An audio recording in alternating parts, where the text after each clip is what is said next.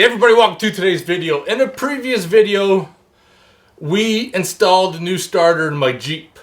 And I talked about making a basic troubleshooting video, and this is where we're going to get started. I'm not going to go into diagnosing if your anti-theft module is bad, if you have a short circuit somewhere. This is a basic troubleshooting video that will help out most people. This is your classic symptom of the Jeep starter that's faulty. Turn the key. Nothing. Now mind you, if you turn the key over and you hear a click and your lights in your dash dim out and everything else, that problem could very well be a dead or weak battery. In this case, when you turn the key over, you got full power, verified you got 12 volts. The problem could be a starter or some relays, maybe a neutral safety switch. So one of the things we need to do is troubleshoot this wire here. You gotta squeeze it and pull it out. It might be stuck. You need to test this for 12 volts. If there's not 12 volt power in this wire, it's not going to hit the switch, which is going to transfer power coming from the battery here over to this side here, which is going to go to the starter. So to test for power to 12 volt source, in order to get it on camera, I created this jumper that we're going to plug into the wire. I got this connected. Use the Power Probe 4, which is, man, this is the best troubleshooting tool there is. Let's get this set up. So if you're hearing a clicking noise, we want to verify that there's 12 volts. I'm going to use the Power Probe 4.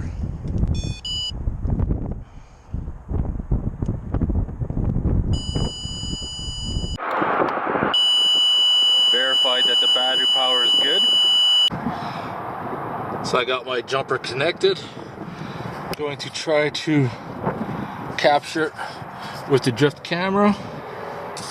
Now when I turn the key over, the wire should go 12 volts. I can hear it beep down there, so I know we verified that. Alright, the next thing you want to do is verify that we got power coming down to the starter. And yes, I do, 12.26 volts. So we know we have power coming to the starter directly from the battery. Now there's lots of goodies right here to check. One is your starter relay, number 32, which would be this one right here. You can actually pull this out, swap it with another one, go in, see if it'll start. You also got ignition switch, number 22, 20 amp fuse. 20 amp fuse right here. You can check, see if it's blowing, swap it out with another one.